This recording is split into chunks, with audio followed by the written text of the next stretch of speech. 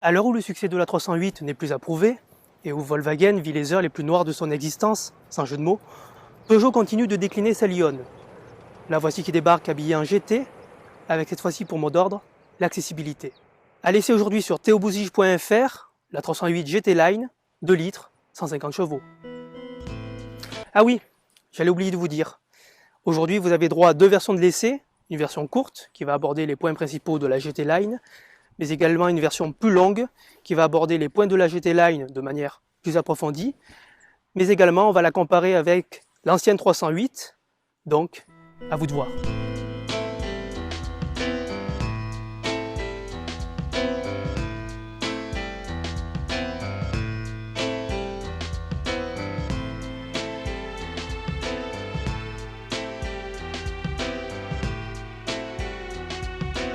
Et oui, on peut dire que Peugeot revient de loin avec cette voiture. En effet, on pensait le bon vieux lion de Sochaux dépassé, et endormi depuis fort longtemps sur sa gloire passée. D'ailleurs, sa 308 première du nom n'avait pas fait l'unanimité. La faute, principalement à sa structure haute, et son embonpoint considérable qui avait contraint les ingénieurs à jouer les apprentis sorciers. Mais l'âme du félin n'était plus, et le toucher légendaire des Peugeot avait disparu. Trop ferme pour être confortable, et trop confortable pour être dynamique, la voiture, même dans sa déclinaison sportive GTI, avait déçu. Il fallait donc faire quelque chose, d'autant plus que les finances du roi de la jungle viraient au rouge. Et qu'un lion voit rouge, il attaque. La 308-2 repart donc d'une feuille blanche et frappe d'entrée très fort. Voiture de l'année 2014, voiture préférée des taxis. Sa version SW a pulvérisé les prévisionnels, entraînant de nombreuses ruptures de stock lors de son lancement. C'est dans ce contexte que Peugeot décide de lancer fin 2014 cette version dite GT Line.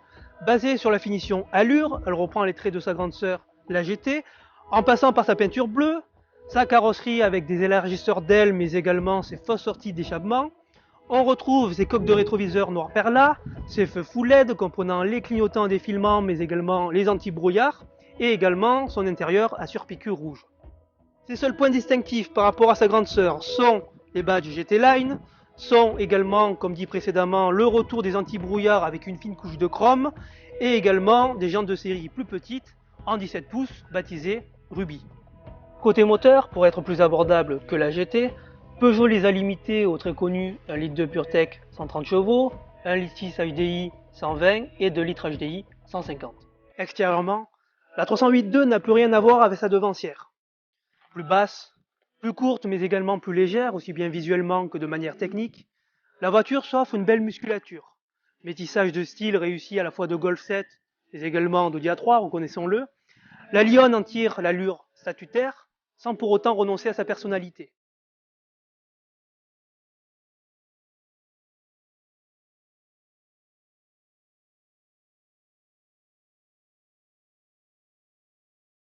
À l'intérieur, c'est aussi le grand changement.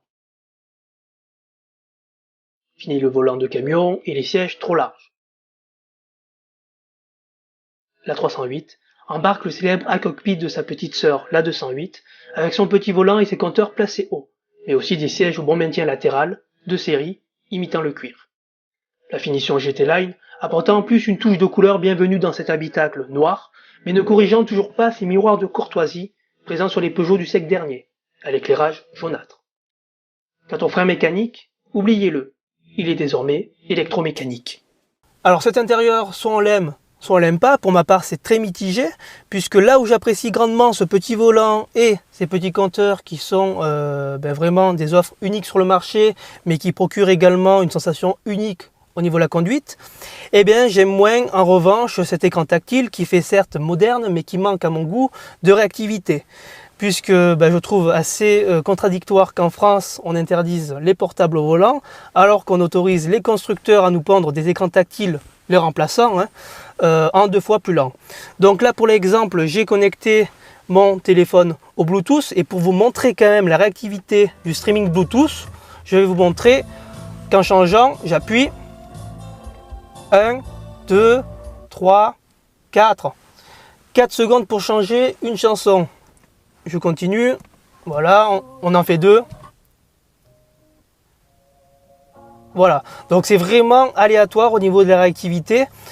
Pour rappel, mon Wacom 3D présent sur mon RCZ, certes il ne fait pas le streaming Bluetooth, mais lorsque je lis des chansons, c'est instantané. Pour continuer, et là vous allez me dire que c'est une question de goût et de couleur, et vous avez raison, je trouve que comparé à l'ancien habitacle de la 308, celui-là fait beaucoup moins, on va dire, chaleureux, beaucoup moins ambiance incitant au voyage. Là, on a des formes tendues, tendance oblige, on a des arêtes tranchantes, on a également ces formes qui ne sont jamais symétriques entre elles. Et ça, franchement, je pense qu'en plus avec ces ceintures de caisse assez hautes, comme les allemandes, ce ciel de toit noir, et à l'arrière, c'est tout noir, je trouve franchement que cet intérieur manque de lumière et en général demeure austère. À l'arrière, 3 places sont disponibles. Comme d'habitude, le 3e passager sera mal installé du fait d'une assise dure et d'un tunnel de transmission important. En revanche, rien à signaler au niveau de la garde au toit, ni de la place au genou, c'est toujours très correct, malgré la réduction de gabarit. Alors vous allez me dire comment c'est possible? Eh bien Peugeot a tout simplement creusé les assises pour nous permettre d'avoir plus de place au niveau des genoux. Par contre, élément qui a disparu non pas pour des raisons de place mais de coût, les bouches d'aération, dommage.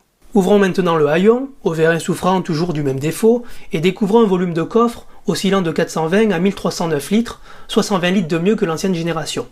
Sur le plancher, on retrouve une roue de secours optionnelle de type galette, la vraie roue n'étant plus proposée pour des raisons évidentes de poids. Sur la route maintenant, on a affaire au nouveau bloc 2 litres HDI de 150 chevaux accouplé au stop and start et à la boîte mécanique à 6 rapports qui hélas accroche toujours. Pour les amoureux de la boîte automatique, pas de panique, le AT6 est bien évidemment disponible en option. Côté moteur, ce bloc gagne 30 Nm de couple comparé à l'ancienne génération qu'il remplace pour atteindre désormais 370 Nm disponibles dès 2000 tours. Dans un même temps, la nouvelle plateforme modulaire de PSA, le MP2 qui remplace donc la PF2, a été assouplie et a été également allégée pour perdre jusqu'à 140 kg.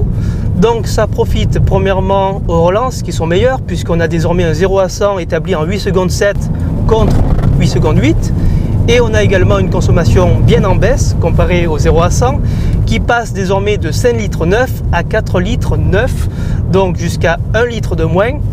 Bon, en réalité, on tablera plus sur 6 litres 1. Ça, c'était au chapitre des bonnes nouvelles.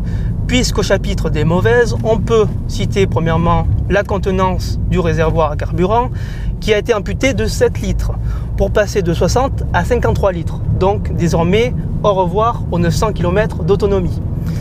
Dans un même temps, comme je disais précédemment, le MP2, nouvelle plateforme modulaire de PSA, a été assoupli pour plaire au plus grand nombre. Donc là où l'ancienne 308 gîtait beaucoup du fait de sa structure haute et de son embonpoint considérable, la nouvelle gîte du fait de sa suspension trop souple.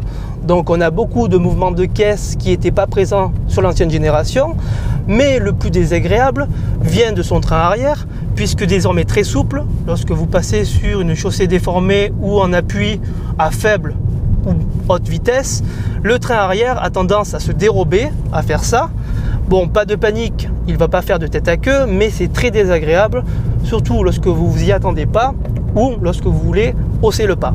A noter que sur les versions GT ou GTI, des versions qui disposent donc de barres anti-roulis plus importantes et d'amortisseurs plus fermes, ce phénomène est beaucoup moins perceptible. Enfin, j'aimerais revenir quelques instants sur le frein à main électrique. Alors c'est très bien de le proposer automatique de série, contrairement à ce que fait Audi en option, mais par contre, il manque relativement de douceur. Exemple, je démarre, première, voilà, ça force. Il faut donc accélérer, et c'est parfait. Ensuite, pour celui qui voudrait faire un demi-tour au frein à main, je vais vous montrer.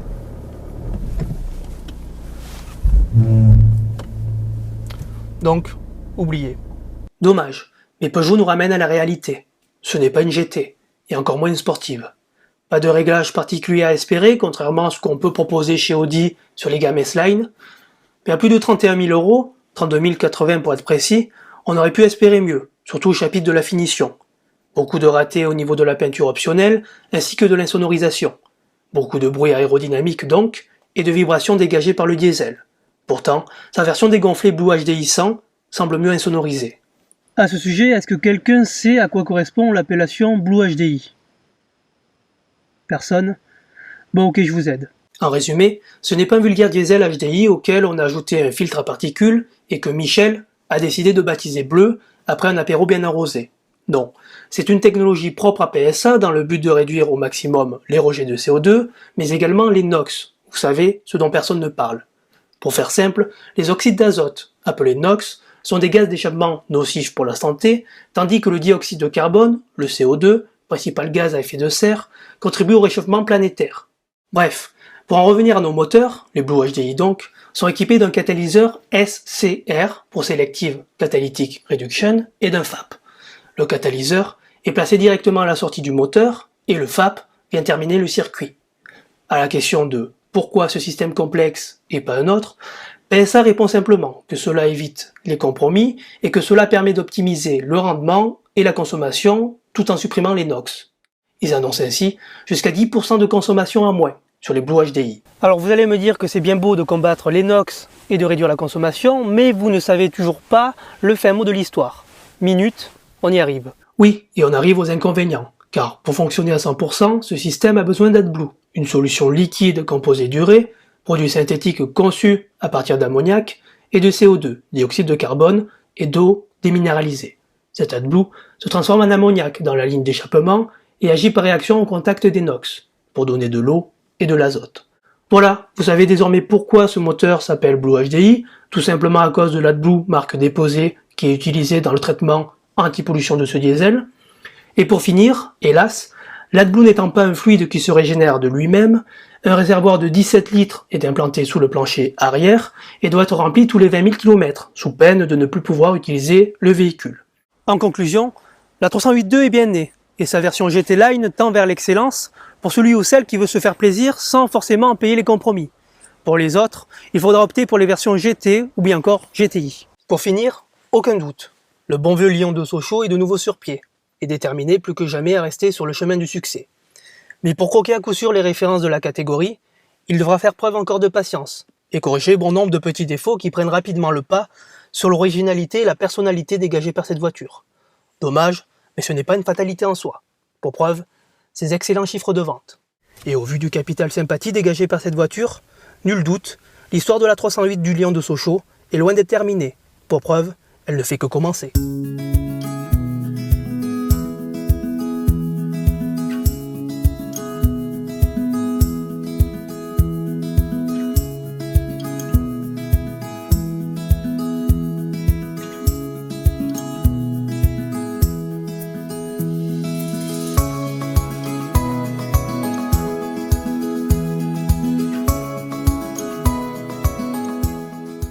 Alors pour ceux qui regarderaient cette vidéo jusqu'au bout, un peu comme un Marvel, j'aimerais revenir avec vous un instant sur le stop and start qui est équipé sur cette voiture.